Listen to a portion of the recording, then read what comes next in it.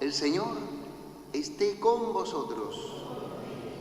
Proclamación del Santo Evangelio según San Juan.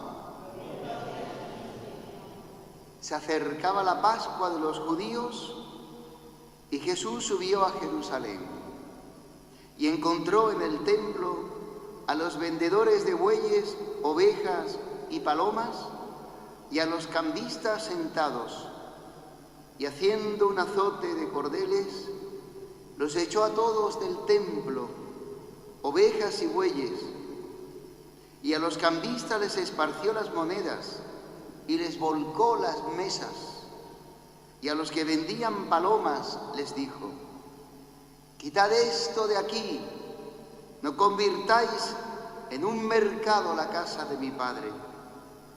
Sus discípulos se acordaron de lo que está escrito: el celo de tu casa me devora.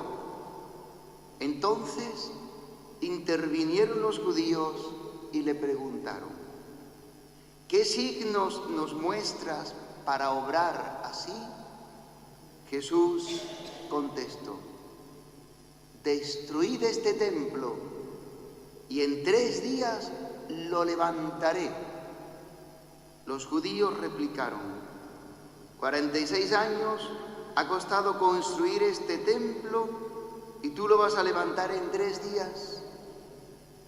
Pero él hablaba del templo de su cuerpo, y cuando resucitó de entre los muertos, los discípulos se acordaron de que lo había dicho y creyeron en la Escritura y a la palabra que había dicho Jesús. Palabra del Señor.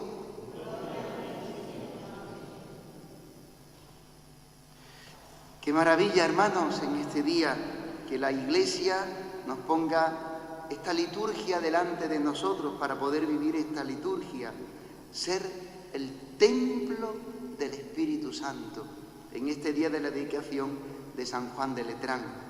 Fijaros que las palabras todas hablan del templo. La primera lectura del profeta Ezequiel habla del templo de Jerusalén, que estaba edificado sobre el monte Sión, y dice que del cual hacia la derecha de la salida de la puerta, que es mirando al este punto es muy importante, porque el este, ¿qué es lo que sale todos los días del este? El sol. Y para la fe, para la Escritura, el sol es Cristo. El sol que viene a iluminar con su luz la oscuridad de la noche. Cuando sale el sol, ya la noche va desapareciendo, porque la luz del sol va disipando la oscuridad, la va haciendo desaparecer y la quita. Esto es Cristo. Jesucristo ha venido del este, ha venido del Padre. ¿Dónde estaba el paraíso del Edén? Dice que el paraíso del Edén estaba en el este. O sea que el este siempre a nivel geográfico, donde sale el sol, teológicamente tiene un significado muy profundo, porque el este es el lugar donde habita Dios, podemos decir, en un sentido simbólico. Y el oeste es el lugar de las tinieblas, que es el lugar del demonio, del mal, de la oscuridad, del pecado. Pues el templo está construido sobre el monte Sión y las aguas, fijaros, debajo del templo hay una corriente de agua subterránea. Debajo del templo no se veía la luz hasta que no salía por la puerta que mira hacia el este, hacia Dios. Estaba subterráneo en el templo. No se percibía, pero estaba. ¿Y qué tipo de aguas son las que corren y brotan del templo? Dice que tiene una característica, que van bajando por todo el este y llegan hasta el mar de la sal. El mar de la sal es el mar muerto, como bien sabéis. Sabéis que el mar muerto tiene una cantidad de sal. Yo he estado allí, no sé si habéis estado vosotros, con don Manuel toda Huelva habrá estado, porque claro, don Manuel se ha llevado toda Huelva a Israel, ¿verdad? ¿Recordáis todos los años, verdad? Pues el mar muerto tiene tal densidad de sal que no hay vida. Y allí la sal forma como piedras, como cascotes y flota. Y tú vas al mar muerto y tú flotas por la densidad de sal que tiene el agua. No te hundes, flotas. Te quieres meter para abajo y te pum, como el corcho para arriba. Pues la característica del agua que brota del templo, quedaos con estas expresiones. El agua que brota del templo recorre toda la tierra santa, que es el mar, el río Jordán, y cuando llega al mar muerto, dice que las sanea, porque es un agua impura, no es comestible, no genera vida, no hay vida en el mar muerto. Dice que estas aguas del templo sanean, purifican, da vida y además produce vida, produce fecundidad, porque a los árboles que están en las orillas del mar, dice, y del río que va bajando ese agua, tiene el poder de hacer que todos los meses esos árboles produzcan fruto. Y las hojas curan, son medicinales. También el Apocalipsis lo dirá. O sea, toda una simbología para decirnos que del templo brota un río que da vida y que purifica y que hace que todos los árboles generen vida continuamente. Las hojas no se marchitan. ¿Cuándo has visto tú árboles que no se marchiten las hojas? Ni siquiera las de hojas perennes. Por ejemplo, los pinos, ¿no? Tienen hojas perennes, ¿no? Pero está hablando, pero algunas veces, pues esas hojas se caen. Está hablando de vida eterna. Pues este templo, lo dice Jesús en el Evangelio, ese templo no es el templo de piedra que está edificado sobre el monte Sión en Jerusalén. Ahora ya no existe el templo de Jerusalén. Desde Nabucodonosor, en el siglo VI a.C., se destruyó el templo. Después se levantó un nuevo templo con Herodes, el gran templo que se veía a distancia, de piedra de mármoles, de puertas de bronce, una cosa espectacular, se veía con una luminosidad. Pues fue destruido en el 70 con el emperador Vespasiano y el general Tito, que arrasó la ciudad de Jerusalén y la destruyeron. Quedó destruida Jerusalén y ya no se volvió a construir más templo. Y sin embargo queda todavía en la tradición y en la fe judía que cuando venga el Mesías levantará el nuevo y el definitivo templo del Señor. Bueno, pues Jesús dice, destruid este templo, el de piedra, yo en 3 días lo levantaré. Eso es lo que entendieron los judíos. Cuando entran en el templo y están allí los cambistas porque tienen que cambiar moneda, todos los judíos tenían que ir al menos una vez al año a Jerusalén para la Pascua y allí ofrecían corderos, los pobres pues palomas o pichones, etc. Y Jesús encuentra que el templo, que es la casa de Dios, es un mercado. Allí lo único que se hace es comprar y vender, traficar, cambiar monedas, los animales dentro para el sacrificio. Y dice que coge un azote, unas cuerdas, hace un azote y tira todo, lo derriba todo, echa a los animales, a los cambistas les vuelca las mesas, las monedas las tira por el suelo. ¿Y por qué hace Jesús esto? ¿No aprecia el respeto que tiene la gente por el templo porque quiere ofrecerle a Dios un sacrificio agradable? No, es que dice el Salmo 69, el celo de tu casa me come por dentro, me devora. No se puede estar en el templo de Dios de cualquier manera. No se puede estar. En el templo, la casa de mi Padre, dirá el profeta Isaías, es casa de oración para todas las naciones. Por tanto, el templo de Dios es santo.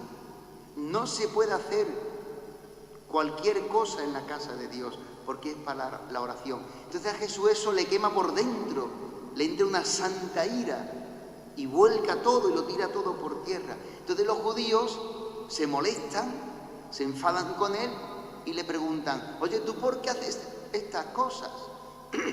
¿Qué signos nos muestras? ¿Qué cosas presentas tú para que tengas autoridad de profeta para hacer estas cosas? ¿Cómo demuestras que tú eres un profeta de Dios para hacer estas cosas?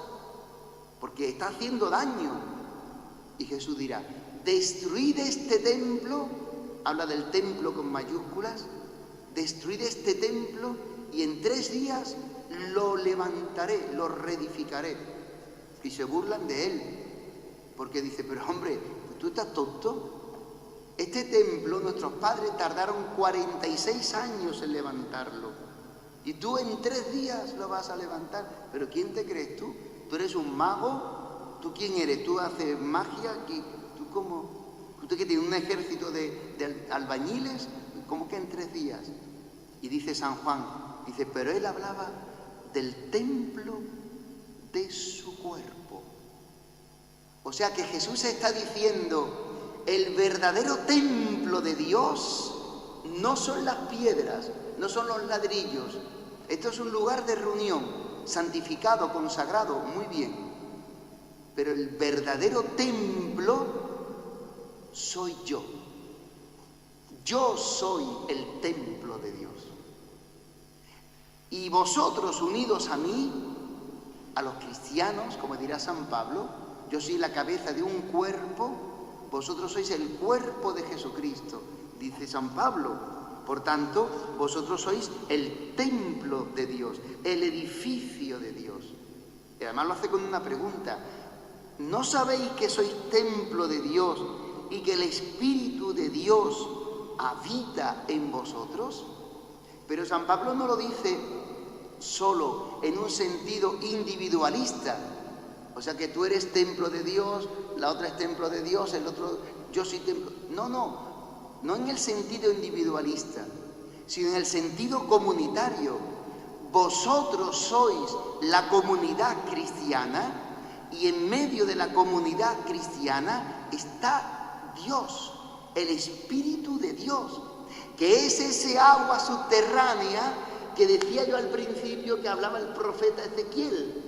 El Espíritu de Dios, el Espíritu Santo, habita en medio de vosotros, está en vosotros. Vosotros sois las piedras, dirá San Pedro en su primera carta, las piedras del santuario, las piedras del templo. También vosotros como piedras vivas edificáis el edificio de Dios, el templo de Dios. Pero el templo de Dios es la Iglesia en cuanto comunidad cristiana. No se puede vivir de cualquier manera, porque somos templo de Dios. No se puede hacer con el templo de Dios, yo como persona, tú como persona, no se puede hacer tonterías, no se puede hacer daño a la Iglesia, no se puede hablar mal de los hermanos, no se puede hablar mal de los grupos de la Iglesia, no se puede hablar mal de los demás, porque hablas mal de Cristo, hablarías mal de un miembro de Cristo. Por eso el que destruye el templo de Dios, Dios lo destruirá a él. Y habla de la comunidad cristiana, San Pablo. O sea que esta palabra es muy fuerte porque es para profundizarla. Yo no soy simplemente un consumidor de sacramentos, como el que va a la gasolinera para llenar el depósito. Yo soy templo de Dios, con mis hermanos. Juntos formamos el templo de Dios y un agua subterránea, el Espíritu Santo, mueve su vida en nosotros, en ti, en mí, en la comunidad, en medio de nosotros, en la parroquia. El Espíritu de Dios, el agua subterránea que da vida, que purifica. El Espíritu, el agua del templo purifica. Por eso el sacramento de la penitencia, para que Dios purifique su templo y darnos vida, porque el agua del Espíritu da vida a todo lo que toca. Y a todo lo que toca, por eso el Espíritu Santo viene a nuestra vida para hacernos santos. y demos frutos de santidad. Y ese fruto de santidad no se marchita nunca, como decíamos antes, porque ese agua de Dios da vida y genera un fruto que no se marchita. Unas hojas de árboles que son medicinales. Primero te cura Dios a ti y después tú puedes curar a los otros. Con el amor, con el perdón, con el servicio, con la entrega, con cargar con el pecado del otro. Estás curando las heridas que tiene el otro en su corazón. Pues es una palabra impresionante. Yo no sé si a ti te impresiona, a mí me impresiona. Porque Dios habita en medio de su pueblo, dice también la Escritura. Vive en medio de nosotros. Tener amor a la iglesia, tener amor a la comunidad cristiana, tener amor a la parroquia, tener amor entre nosotros. Porque en medio de nosotros vive el Espíritu de Dios. Y vosotros sois el templo donde vive Dios. No podemos hablar mal los unos de los otros. No podemos destruir al hermano. No podemos murmurar. No podemos sacar los defectos de los otros para tirarlo por tierra. No podemos. Otra cosa es que coja al hermano aparte y le diga, oye, esto está mal, esto no se hace. La corrección evangélica, ¿verdad? Pero no podemos destruir, hablar mal de los grupos, es que estos son no sé cuántos, aquellos son no sé... No podemos, porque somos el templo de Dios, sino ayudarnos los unos a los otros a la santificación, a crecer en santidad, a crecer en fe, a crecer en comunión. Qué cosa más grande esta palabra de hoy, qué cosa más bonita para poder vivirlo. Pues pidámosle al Señor que lo podamos vivir así.